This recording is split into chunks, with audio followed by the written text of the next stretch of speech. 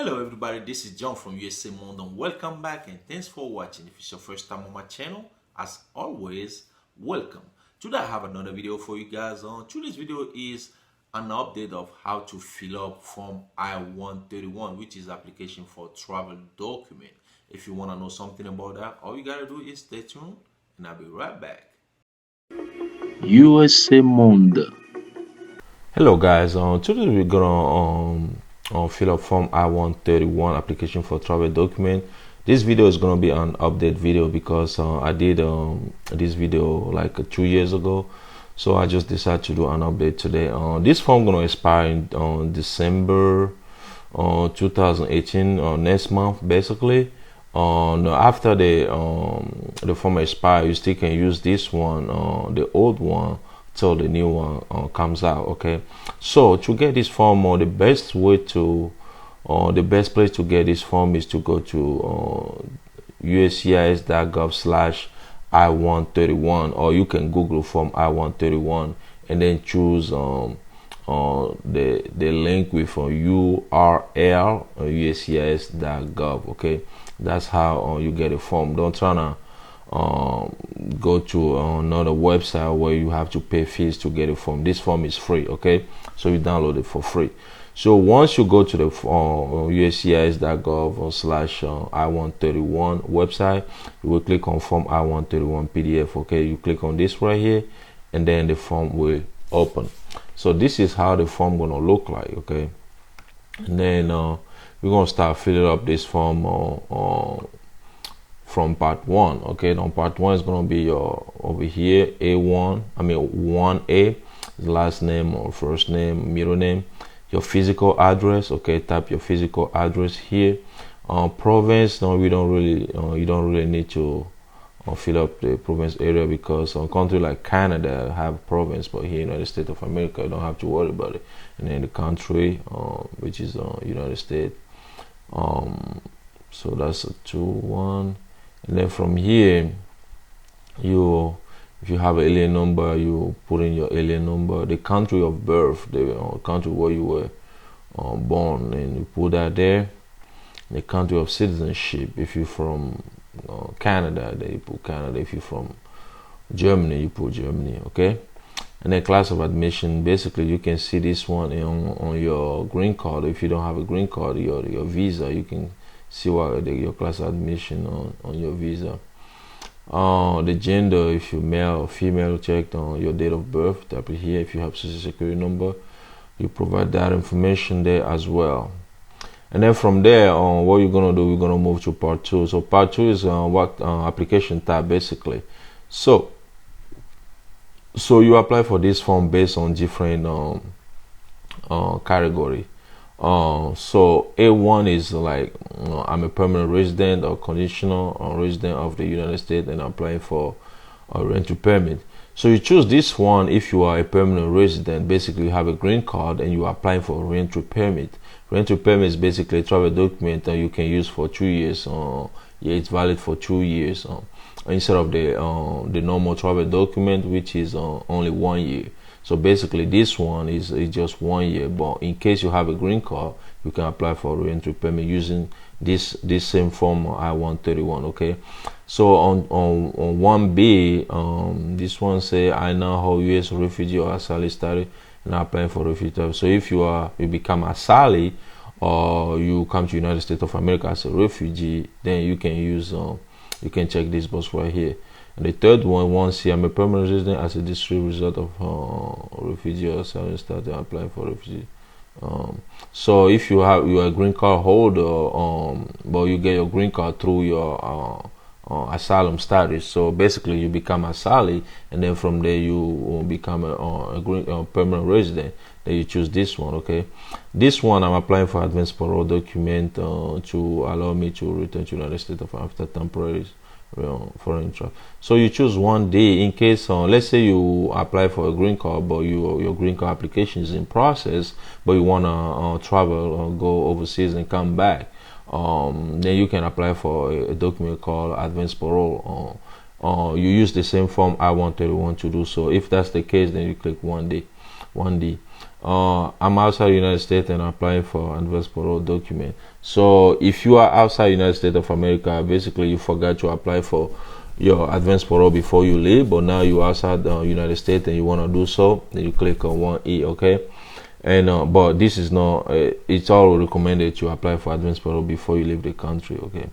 And 1F is applying for advance parole document for a person who is outside the United States of America. So basically, if you are not a person but you are applying for the advance parole for somebody else, then you check 1F. And then from here, so if you check 1F, basically meaning that you are applying for a travel document for somebody, then you have to provide information of that person, okay? The person last name, first name, or middle name, date of birth, and then the person country of birth or country of citizenship, the person phone number, and then the physical address of that person, okay? Where the person lives. And then from there you move to part 3. Part 3 is about processing information. So part 3 is date of intent on departure. Basically, what day you planning to travel, but because you are applying for a travel document, meaning that you thinking about travel and go overseas, right? So what day are you planning to travel? You know, put the estimate date right here. Expect the length of your trip on 2, how long you're gonna stay outside the United States of America. If it's 2 weeks, you put 2 weeks. If a month, you put a month, okay? So 3A, are you or any person including this application now is exclusion, deportation, removal, or recession procedure. So basically, if you're applying for this form, are you somebody who are on the list of deportation or on the list of removal or something like that? If yes, you check yes, and then you put the name of the DHS, which is Department of Homeland Security. You put that office name over here. So if it's DHS of New York, then you put DHS of New York. If it's California, you put California, okay? And then from there, let's see, 3B, right? Then from there, we're gonna go to, I don't wanna make sure I don't skip anything. So you go to 4A. So 4A is basically, have you ever before been issued a rent to permit or refugee travel document? If it's yes, then you will put a date on that document was issued, okay? If it's lost, then you put the position. Basically, if you file for loss of a travel document, then you put that document, you attach that document to the form, okay? And then from there, we're gonna move to the part 3 continue, okay? Let's see something here. So over here it says if you are applying for a non-DACA, basically children that were brought to United States of America illegally, okay? So if you are somebody who are not brought to America illegally, and like if you are applying for a non-DACA related advance parole, then you have to skip to part 7, so you don't have to fill up part 4, part 5, or part 6, okay? But if you are DACA recipient, basically somebody who came to United States of America as a child or illegally, then you have to fill up part 4 before you skip to part 7. So that's what this is about. So part 3 on processing information, basically if you want your travel document to be sent to a US address showing on part 1, the physical address you provide on part 1, then you check this one. If you want it to be sent to US embassy or consulate, you provide the city of that embassy or consulate and then the country. If you want it to be sent to Department of Homeland Security office overseas, you provide the city or town of that DHS and then the country where that DHS office is located, okay?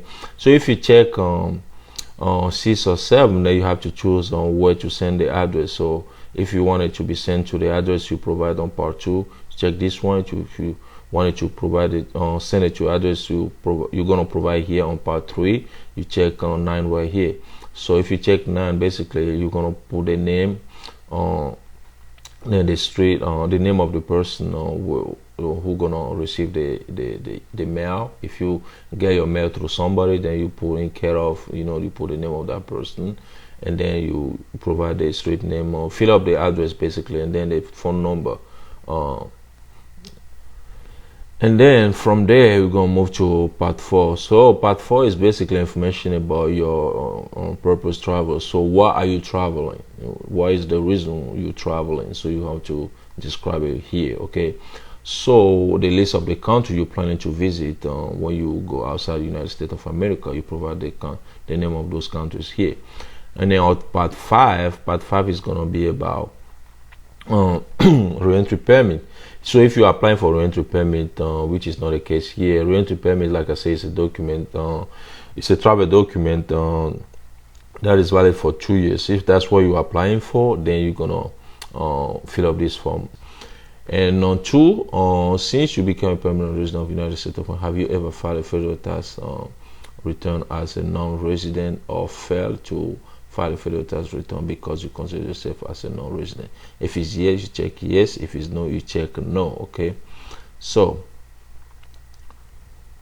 over here, this one is complete only if you're applying for a refugee travel document. So a refugee travel document is basically, if you are a refugee here, you're trying to travel to your home country. Not even a home country. If you are refugees, you try to travel overseas, and you are asylum try to travel overseas, then you're gonna fill up on this form. Basically, you're applying for just a single travel document instead of a re-entry permit. So you're gonna fill up this form here. Okay, so on 1, country from which you are refugee or asylum, you put that country over here. If you are a refugee from, let's say, Angola or Sudan, then you put Sudan or Angola here. So over here, if you answer yes to any of the following questions, you must explain on a separate sheet on the paper, include your name and a number on top of each sheet. So do you plan to travel to the country named above? Basically, the country you are, if you are refugees from Sudan, are you planning to travel to Sudan? Because normally, as a refugees, when you flee war, whatever, you come to United States of America, you have a refugee status. You cannot travel back to your home country like that. But if it's the case, you check yes here, then you have to explain it. Okay, since you were accorded a refugee asylum status, have you ever returned to the country name above? If it's yes, you check yes. If it's no, you check no. Then you explain if it's yes. Okay, apply for and or obtain a national passport renewal, or entry permit of that country. If it's yes, you check yes. If it's no, you check no. And then you explain. So then on 3C, apply for or receive any benefit from such country. If it's yes, yes. If it's no, check no. Since you were accorded refugee or asylum status, have you by any legal procedure or voluntary act required the nationality of the country name above? If it's yes, you check yes. If it's no, you check no. Acquire a nationality, a new nationality. If it's yes, check yes. If it's no, you check no. Being granted refugee or asylum status in any other country. If it's yes, you check yes. If it's no, you check no. Then if it's yes, like I say, you have to explain it. Okay, and then from there you move to part 7. This part is complete only if you are applying for advanced parole. So advanced parole, like I say, basically is when your application is in process here, but maybe something happened, like emergency, you have to travel overseas and then come back to United States of America. So you cannot, in order to come back to United States of America without a visa, you have to apply for advanced parole to do so. That's what this part is about. So if you're applying for advanced parole, then you have to fill up this part. Okay, so over here on a separate sheet of paper, explain how you qualify for advanced parole and what circumstance warrant issuance of advanced parole. Include a copy of any document you wish to consider. So if you, let's say you apply for a green card, okay, and then your green card application is in process, then you're gonna explain it because of that you wanna get an advance parole to go overseas and come back. So over here, part 7 1, how many trips do you intend to use this document for? If it's one trip, you check one. If it's two, more than one trip, you check this one right here. Okay. If the person intends to receive an advance parole document is outside the United States of America, provide the location, town, city or town and country of the U.S. Embassy or Consulate or DHS overseas office that you want us to notify. So if basically the person is outside United States of America, the person who's applied for advance parole is outside United States of America, then USCIS had to notify the U.S. Embassy or Consulate or Homeland Security of that country. So you provide the city and town of the location, and then the country, okay, of that the country where the embassy or consulate or DHS is located. And then from there, it say which one's two. So over here, say if the travel document will be delivered to an overseas office, where should the notice to pick up the document sent? Okay. So basically, you provide the address where that document will be picked up or will be sent. So if you want it to be sent to the physical address, you provide part 2. In part 2, then you do that. If it's you want it to be sent to the physical address, you provide part 7, which is going to be right here. Then you fill up this form right here. You provide a new address where you want the document to be sent. Okay. So you put in care of the name of the person who will receive the mail, the street, and the apartment, and the city or town, the state, zip code, postal code. It depends on the country. You provide postal code or province if that country has a province, and then the country, and then the daytime phone number. Okay. And then from there, I think we're gonna move to part 8, which is gonna be signature of the of applicant. So as applicant, you have to read this 1A. If everything is correct, you read, you understand everything, then you sign it. So basically, it's this one right here is just like certify that you providing accurate information, or that and everything you provide is correct. Is not you don't provide any false information. So and then from there you sign, and you date over here. You provide the phone number. And then part 9 is going to be information about the person who helped you prepare this document. Okay, so this application, if you have somebody help you prepare this application, they'll provide the information of that person. So you provide that person first name or last name, first name. If it's a business or an organization, then you provide the name of that business or an organization right here. And then from there you provide the mailing address of the preparer. So you fill up this form right here, and then from there you're gonna provide the contact information of the preparer, and if there is you provide the phone number, the email address if there is one. Okay. So declaration basically is to be complete by all preparers, so including any attorney. So the person who help you fill up this form have to read this and then sign over here and then date it. Okay. And then from there basically that's it. That's how you fill up the form. Like I said, this form gonna expire in I think December. Let's check it again. Yeah, it's gonna expire December 31st 2018. And if you have any question, just send me that in the comment area below. Okay, thank you.